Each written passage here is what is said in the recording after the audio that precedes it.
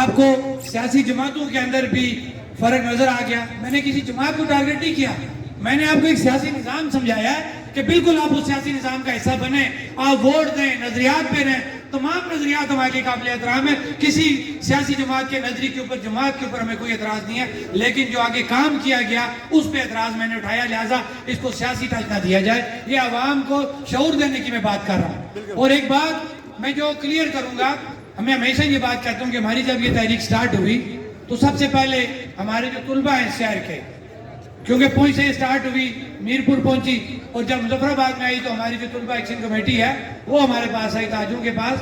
تو ہم نے ان کو یہ بات سمجھائی کہ یہ نہ تو آپ کا مسئلہ ہے نہ تاجروں کا ہے, یہ پورے عوام کا مسئلہ ہے. لہٰذا ہم اس میں یہ کوشش کرتے ہیں کہ جتنے بھی لائیو سیگمنٹ ہیں ہم ان کو اکٹھا کرتے ہیں اور اکٹھا ہو کے ہم اس پہ چلتے ہیں, جس پہ میں ان کا شکریہ ادا کرتا ہوں طلبہ کا کہ انہوں نے بڑے دل کا مظاہرہ کیا. انہوں نے کہا بالکل ٹھیک ہے, آپ سب کو اکٹھا کریں, ہم اکٹھے ہو کے چلیں گے. اور الحمدللہ آج ہم اس وقت تک اکٹھے چل رہے ہیں اور انشاءاللہ آگے بھی اکٹھے چلیں گے. اس کے لیے میرے طلبہ جو ہیں وہ خراج تحسین ان کو پیش کرتا ہوں. اب ایک اور بات میں کروں گا, ہم سستا آٹا مانگ رہے ہیں, ابھی وہ سستے کی بات کر رہے ہیں. اس وقت یہ پوزیشن ہے کہ مظفر آباد کے اندر آٹا مل رہا ہی نہیں ہے. یہ کتنے بڑے بڑے دعوے کرتے ہیں اسمبلیوں میں بیٹھ کے کہ ہم سستا آٹا دے رہے ہیں. میں وزیر اعظم صاحب آپ سے پوچھ رہا ہوں, اگر آپ نے کوئی وزیر خوراک بنایا ہوتا تو میں اس کو ایڈریس کرتا, کیونکہ تمام وزارتیں آپ نے اپنے پاس رکھی ہوئی ہیں. تو میں نے آپ ہی کو مخاطب کرنا ہے کہ جناب وزیر اعظم آٹا کدھر ہے؟ کیا آٹا مل رہا ہے؟ کسی کو نہیں مل رہا.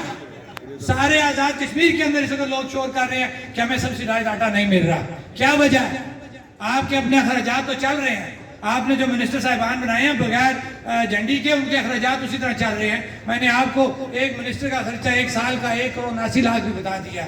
اگر وہ نہیں روک سکتے تو میرے خیال سے غریب کا سستا آٹا روکنا بہت بڑی زیادتی ہے. یہ آٹا آپ کو دینا پڑے گا. میری بات کیونکہ کافی لمبی ہو چکی ہے اور میں اس کو اب کلوز بھی کروں گا. ایک بات آپ سارے لوگ ذہن میں رکھیں کہ ہمارا جو بھی فیصلہ ہوتا ہے, کیونکہ کئی فیصلے ایسے ہوئے کہ لوگ تھوڑے سے تذبذب کا شکار ہوئے کہ یار یہ کیا فیصلہ کر دیا. مطلب اس دن بارش تھی, میں اپنے طلبہ کو سلام پیش کرتا ہوں کہ 17 تاریخ کو اس بارش کے باوجود پورے آزاد کشمیر کے طلبہ سڑکوں پہ تھے.